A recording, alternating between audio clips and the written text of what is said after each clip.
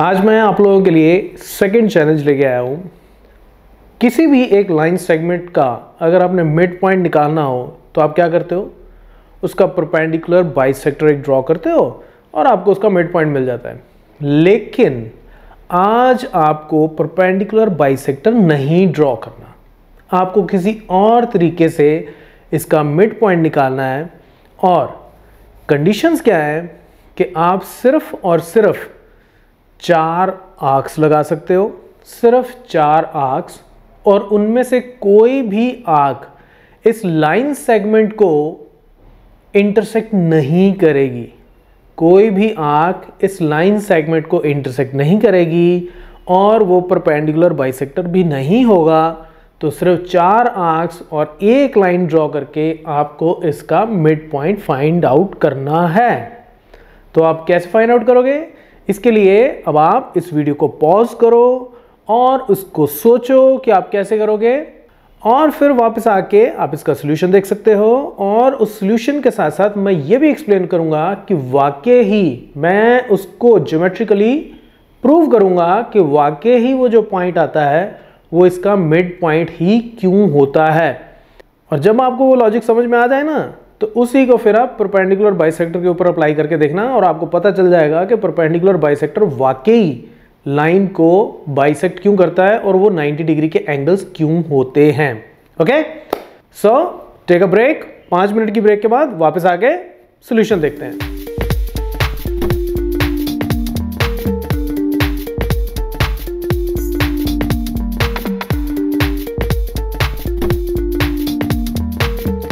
ये मैंने A B line segment ले लिया एक, जिसका मुझे मिड पॉइंट निकालना है। और कंडीशन क्या है कि ना तो इस लाइन सेगमेंट के ऊपर मैं परपेंडिकुलर बाइसेक्टर ड्रॉ करूंगा और ना ही मैं कोई आर्क ड्रॉ करूंगा जो इसको इंटरसेक्ट करके जाती हो ए बी लाइन सेगमेंट को।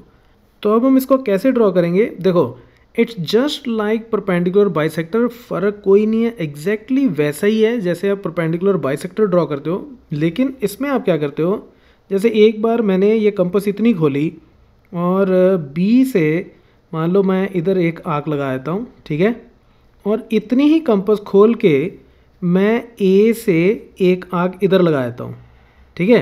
तो मैंने कंपास कोई बहुत ज़्यादा नहीं खोली, ठीक है, मैं कितनी भी कंपास खोल के बी से एक आर्क और ए से एक आर्क लगा देता हूँ। तो छोटी छोटी मैंने 2 आर्क्स लगा दी और उसके बाद ए पॉइंट से मैं इतना कंपास को खोलूँगा कि मैं एक आर्क लगा सकूँ जो इस आर्क को इंटरसेक्ट कर सके, और बिना कंपास का साइज़ चेंज किए हुए बी से भी मैं एक आर्क लगाऊंगा जो इस आर्क को इंटरसेक्ट कर सके।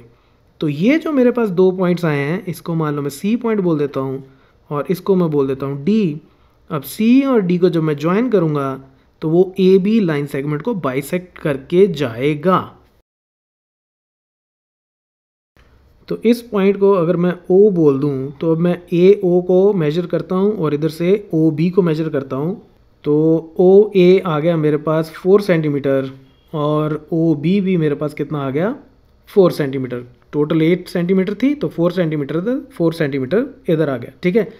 अब देखो इसमें लॉजिक क्या है, लॉजिक एग्जैक्टली वही है जो परपेंडिकुलर बाइसेक्टर वाला है, ठीक है। कि आप क्या करते हो उस केस में कि आप कंपास को इसके हाफ से थोड़ा ज़्यादा खोलते हो और बी से आप एक आर्क ऊपर लगाते हो और एक आर्क नीचे लगाते हो।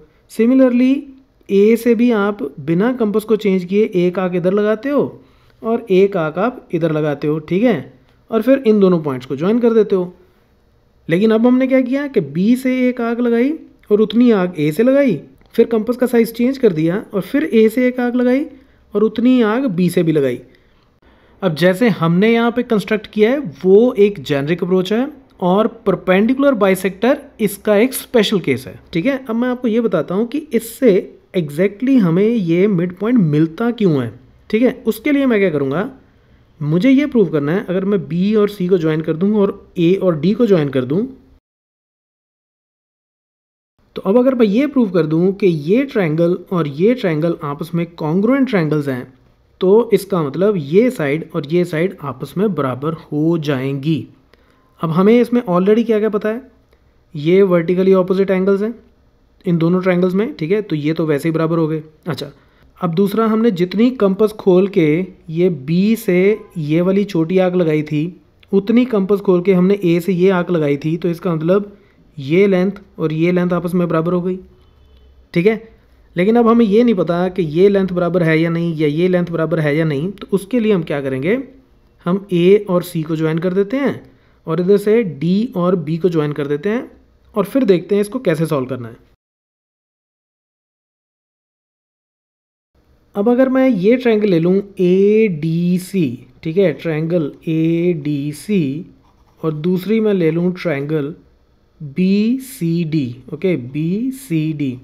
अब इन दोनों ट्रायंगल्स में अगर आप देखो तो हमें ये पता है कि ए डी और बी सी आपस में बराबर हैं। ए डी जो है वो बी सी के बराबर है, क्यों, बिकॉज ऑफ कंस्ट्रक्शन, ठीक है।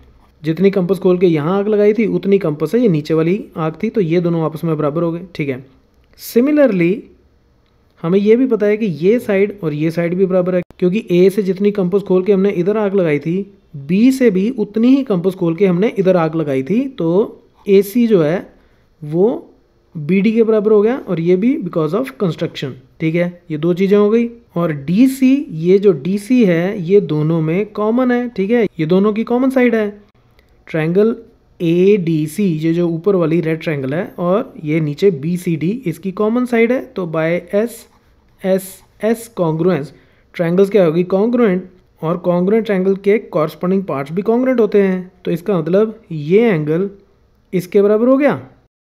और सिमिलरली ये जो एंगल है ये एंगल इस एंगल के बराबर हो गया, ठीक है। तो मैं ज़्यादा लिख नहीं रहा, मैं क्विकली समझा रहा हूँ आपको। ये दोनों कॉन्ग्रुएंट ट्रायंगल्स हो गई, तो ये एंगल और ये एंगल आपस में बराबर हो गए, ठीक है। अगर मैं इस एंगल को से 1 और इसको 2 बोल दूँ तो this implies angle 1 is equal to angle 2। ये आ गया हमारे पास रिजल्ट, ठीक है। अब हम वापस से इन दोनों ट्रायंगल्स में चले जाते हैं, एक ये और एक ये।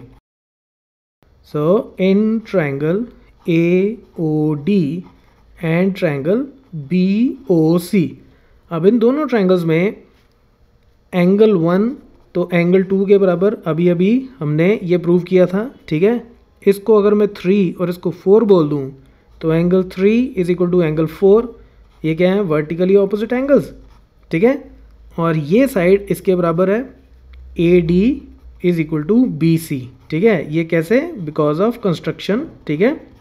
तो एक एंगल, दूसरा एंगल और एक साइड, सो बाय AAS कॉन्ग्रुएंस दोनों ट्रायंगल्स कॉन्ग्रुएंट हो गई, तो कॉन्ग्रुएंट ट्रायंगल्स के ये ट्रायंगल और ये ट्रायंगल कॉन्ग्रुएंट हो गई, तो इनके कॉरस्पॉन्डिंग पार्ट्स भी कॉन्ग्रुएंट हो गए, तो दैट्स वाई OA ये जो साइड है ये OB के बराबर हो जाएगी। This implies OA is equal to OB, hence proved.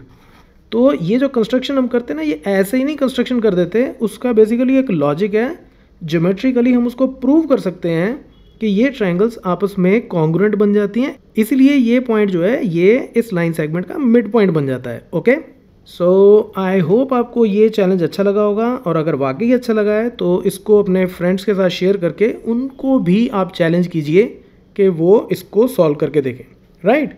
And I am sure कि ऐसे चैलेंजेस आपको मैथमेटिक्स को एक्सप्लोर करने में बहुत हेल्प करेंगे, right. So that's it from this challenge, keep watching मैथमाफिया।